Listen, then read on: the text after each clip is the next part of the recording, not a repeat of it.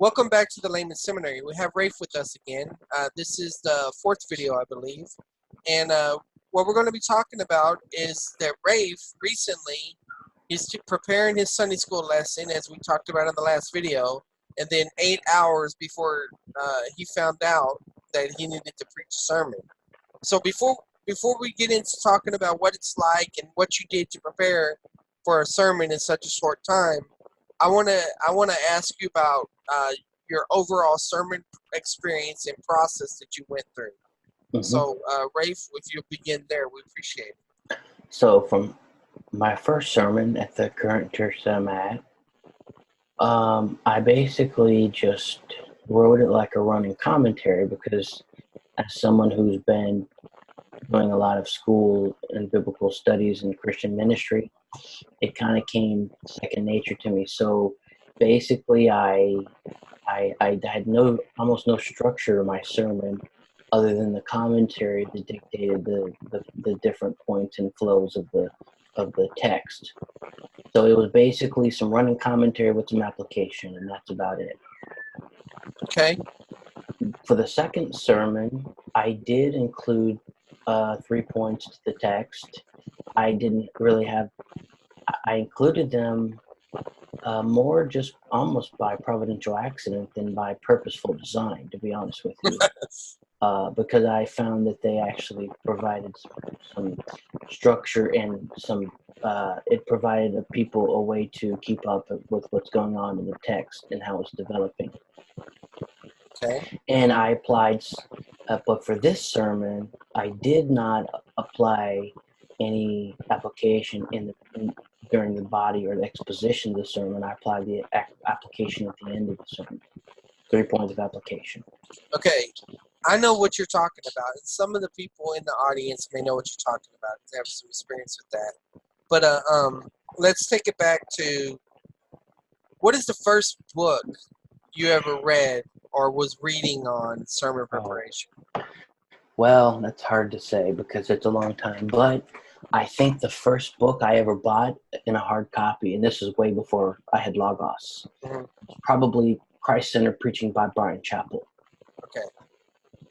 And when you read that book, and keep in mind, you know, that was, you were younger in the faith. I don't even think I read it.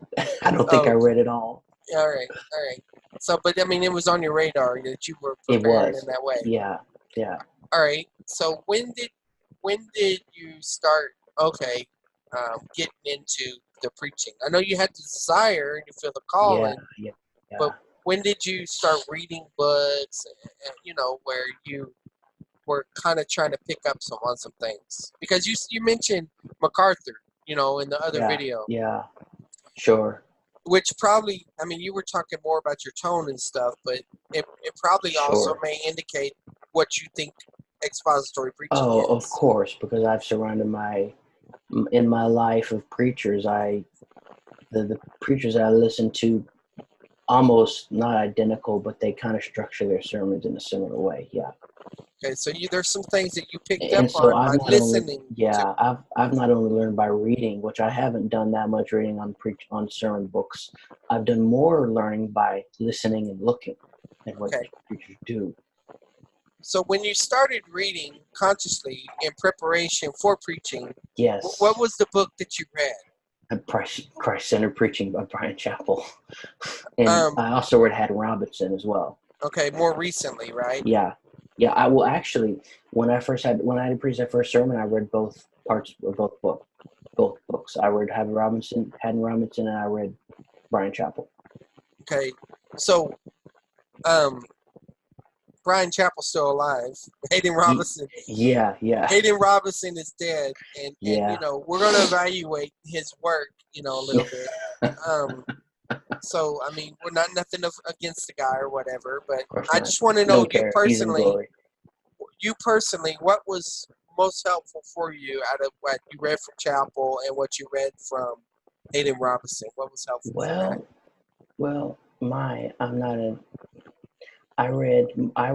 I'm more immersed myself in Haddon Robinson than I did in Chapell, but I do have to say that Haddon Robinson's approach to finding the main idea of a text is much easier than Chapell's approach. approach. Chapel wants you to find the FCF, the following edition focus. Why was this text written? What sin does it address, or condition does it address? Versus Haddon Robinson gives you like a question to ask or something of that nature, doesn't he? It's an easy. I can't remember, but it's an easier process than Chapel's for sure. Okay. And the reason I can't remember is because there's another process that I use right now that we'll probably talk about in a few minutes. Yeah. And so then that's a good thing. And eventually you'll see how you may merge all that into your own, but yeah. Mm-hmm. Let's talk a little bit about Haddon Robinson, just specifically. Yeah. What was most helpful about Haddon Robinson? Well, he was very clear in the way he wrote, and his book was an entire process from A to Z on how to get your sermon going. Okay. Yeah. Even if some parts didn't do it for me, at least he tried. He gave a more detailed process than any book I've read other than, yeah, for sure. Okay. What weaknesses or how was it weak to you, or what did you not fill in the blank that you needed help with whenever you read it? What was the main difficulty? Right. I don't remember now, but I think one of the weaknesses, he has just like I may have a very set understanding of what a sermon looks like, so does he. He has a very good understanding of what a sermon looks like, and he didn't write it with any kind of flexibility towards the kind of preaching that maybe Stephen Lawson or John MacArthur or someone in that line would do. Yeah, I don't know if I told you this, but I was listening to Dr. Dean the other day from Chafer, and he was talking about in DTS, there was kind of like this. There was DTS chose to go a certain way in their exposition, and Haddon Robinson went this other way, where because it felt like that Haddon Robinson was more story or audience oriented, where and some of the right, more text oriented.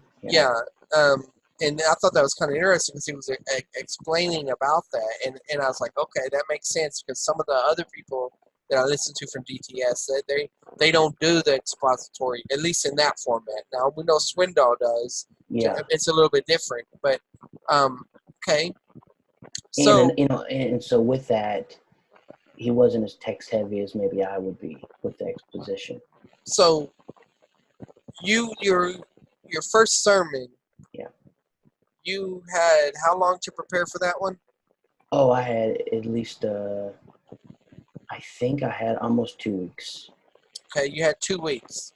So during that time, you walked through Haddon Robinson to prepare for that? That's right. Wow. So you did a 2 weeks cram working through the process. Yeah. And so your first sermon was a product of working through that process. Would you say that? It was a very rusty product of the book, sure, but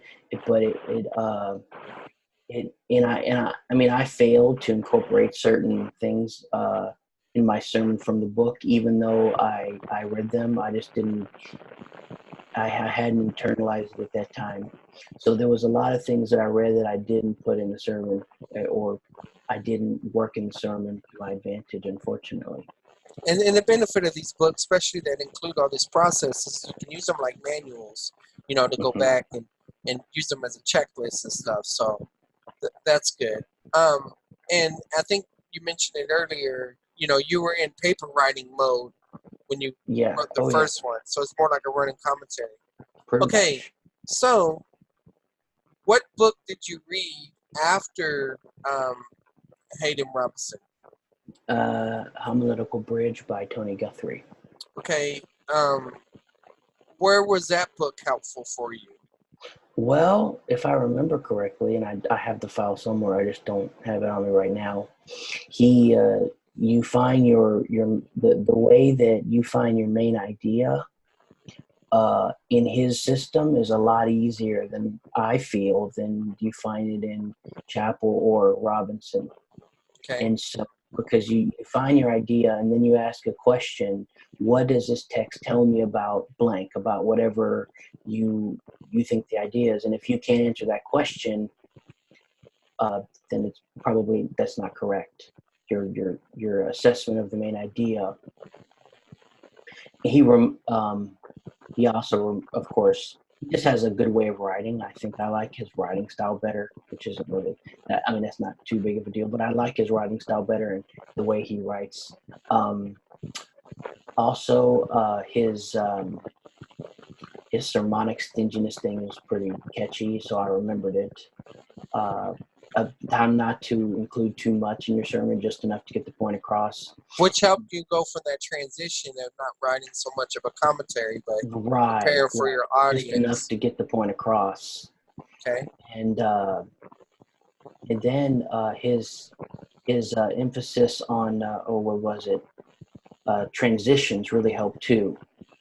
His idea of a transitional statement and the unifying word that helped a lot. Let me show you three things or three ways or three characteristics or whatever word, depending on what your subject is. That helped a lot because then I take the concept or idea of transitional statements now and I can do them anywhere. They help me in between application of point one and going to point two. Mm-hmm. So his transitional statement at the beginning of the sermon going into the exposition helps a lot, but that idea in general helped me a lot to include it in other places that I would need one of those. Okay. So, how does what you read in Hayden Robinson, what you read in Guthrie, differ, say, from what I've shared with you? I mean, I got a hodgepodge of different things. Yeah, you do. That I use. You can see certain things in what you have that they have, but of course it's different because you've taken from all of them and mixed it together in a way that would flow well. So, I mean, if we sat down, we looked at your methods versus theirs, we'd see some similarities, but also some differences because you don't have an exclusive one person. You look at all. I mean, Alan Ross, a couple others have influenced me, even in MacArthur's books on preaching and stuff. But what I want to ask is, whenever you came to do this 8-hour preparation for this sermon, right? How did you do that? Well, I prayed a lot. That's one thing. I tried to, because it's a narrative. I did First Kings, so it was a narrative, and so I was doing Titus before then, an epistle. So we're talking about a different literature. So it's more difficult to get the main idea from a narrative most times than it is from an epistle, because you're dealing with story versus argument. So I prayed a lot and I outlined it myself. I tried to make a decent exegetical outline, even though, see, I know more about Greek than I do Hebrew, so I could make myself an exegetical outline from the Greek in the New Testament passage. But for Hebrew, I was relying strictly on English because I didn't have my Hebrew professor, Hugh, with me to help me with that. So I had to use every resource I could have at my disposal to compare and contrast after I did my own to try to see what made most sense. And I ended up being really helped by, and I don't usually do this, but because I didn't have the skills to do it myself, because my Hebrew is non-existent, I was really helped by, after doing my own and comparing it to everything, I was really helped by focus on the Bible commentary by the First Kings in the series, and the section that I preached, it really had a good outline that I think really got at the crux of the text, which was Yahweh's sovereignty in two different situations. We're talking about the widow. Okay, go ahead. And so from there, I just took, because the outline that he made in that commentary was so similar to mine, I took it, and then I said, okay, how can I make a homiletical outline from this? And so I thought for a few hours on that, and I finally came up with a decent homiletical outline from it. And then from there, I mean, I just exposited the text just enough to get the points across after I had my 3 points, and then I just gave application as much as I could.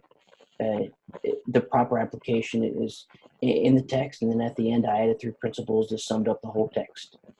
Okay. How did you preparing for the Sunday school lesson help you in this process? Well, in the Sunday school lesson, I mean, you're doing a lot of the same things. The book even does a lot of the same things, but because I was preparing some of my own notes on the Sunday school lesson, I was expositing the text, not over, just enough to get the point across. And I was also many times giving my own application to the people from the text. And Okay. so the process of doing that helped me because it's basically doing the same thing when you do a sermon. All right. And so what was whenever you did the delivery of that Sunday school lesson as opposed to whenever you preached, how was your delivery different or even similar? Right. So in the Sunday school, we have a small building, so I was on the same stage doing Sunday school, but I was able to sit down on a chair. They had a certain lectern and chair for the Sunday school purpose. And so I didn't have a mic on even. And so I just talked in a conversational voice because I would eventually ask questions. So I just kept it at a conversation level. And when I preached a sermon, it was more authoritative. I was definitely less nervous this time getting up there, just because I had preached 2 other times, but especially because I'd come up with a sermon in only about 10 hours. That really was pretty good considering the circumstances. And so I was really confident in God and what He did. And so I was really authoritative in what I was saying and the applications that I was making, and I wasn't timid at all. That's great. So in the sermon, do you think teaching and just sermon preparation and just everything that you've talked about in these past videos, that's culminated into what you did in your sermon, how do you think that's changed your delivery, your preparation? We're just doing an overall evaluation. Yeah, well, there's similar skills in all those things you mentioned. So it's helped me doing different things because I'm developing a lot of the same skills. And so that's one thing. Another thing is that I'm more confident in my ability now to put things together. So I'm more confident in my delivery because I believe that what I have to say is spirit blessed and that it's put together, and I'm confident, put together in a way that's competent, and so I'm confident about it. And then if I'm confident about it, then that will affect the tone of my voice and the inflections in my voice and emphasis just naturally. Okay. I'll ask the same question that I asked in the Sunday school lesson. And what role did I play in helping you get to this point where you're at now? And how can the Layman Seminary help? Well, I mean, going back to the very first sermon, you exposed me to concepts about sermons that I had no idea about, because it was at that time that I just started reading Chappell and Robinson really more. And so you exposed me to concepts that I had no idea, and so I was a little reluctant to accept them, but I did accept them because I didn't end up, unfortunately, using them in my first sermon, but I accepted them because I knew you knew what you were talking about. And eventually I would find those concepts in other books I read, and eventually I'd figure out how to put it all together and make it and have it make sense. And so you helped me a lot in that respect. You exposed me to basically things other people were saying. And so I just had to get to a point where it made sense to me before I could put it together. Yeah, because I know the tension that you were dealing with is, text-centered exegesis versus audience-centered, and what I was trying to convey, and I hope I have with the method that I particularly use, is that you're including all the stuff. You're just reversing the order. So you go from exegesis, exposition, to homiletics, and then when you deliver it, you reverse the order. I think that's how Guthrie put it, as you turn it upside down or whatever. Right. Now, fortunately, I'm blessed with a congregation that wants to hear in-depth study of the text. Now, with that, I limit myself, and as I did with the last sermon, but I'm blessed to have a people that want to hear what the text has to say. Amen. Well, that's good. I think about everything you said in the previous videos about the different people that God has put in your path.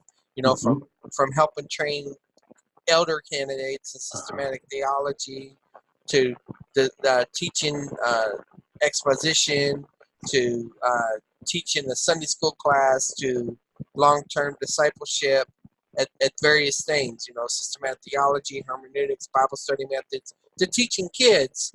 And then now you're full circle back again, doing the preparation, interacting with those same elders, or the ones that were in the elder candidate thing, and just overall how God is working in this process. And so, what word do you want to leave with, words you want to leave with the audience? Right. So if you're in a situation where where you're given the opportunity by God to teach a Sunday school, or to perhaps you're called upon and you're needed to preach a sermon, well, that can be a daunting task, I know firsthand. So the best thing that you can do is really the best resource you have is Layman Seminary. So watch it, live it, eat it, breathe it, and you will be blessed, and you will figure out how to put together a sermon. Ask the Holy Spirit to help you, depending on how urgent it is. Just do your best, depending on how near the teaching engagement or preaching engagement is. Just watch the videos, do your best, and it takes practice. I'm nowhere near the place where I want to be, but I can tell you that I'm better now. I'm at a better place now than I was a month and a half ago. So just do your best, take advantage of the Layman Seminary, and just be patient. Yeah, and I know everybody has different learning styles. Some people can read things, or they can watch, visual and stuff. But I'm available to meet with people, and study with them, just as we've done for several years. I mean, can you imagine, Rafe, if every time we studied was recorded, all the type of stuff that we've gone into, and and all the times we used our logos and researched everything. I mean, and I know that videos are limited, and we have the Facebook groups, MeWe groups, places to interact where you can have study and stuff. And I want to do the best I possibly can to hopefully recreate this dynamic that you and I have, with others, even as you recreate it with others, and with fitting to your audience. So I thank you so much for taking this time out and allowing us to interview you. And we'll just see where we go next. Hopefully there'll probably be more videos where we update you, because you're always learning, you're always developing, and so am I. So perhaps there'll be some more. Hit the bell if you want notifications. Subscribe if you haven't already. Share this with others and let us know what you think. And please keep this ministry in prayer. God bless.